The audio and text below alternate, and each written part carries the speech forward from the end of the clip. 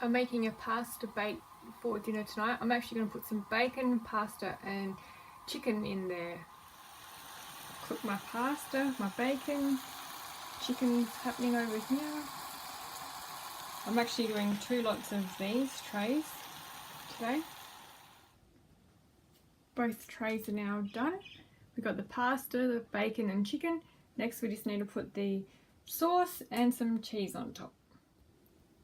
Sauce and cheese is done. Now to put it in the oven, and I'll show you again when it comes out.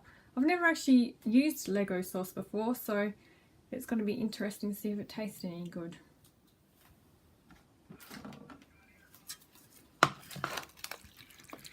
Give this a bit of a mix there.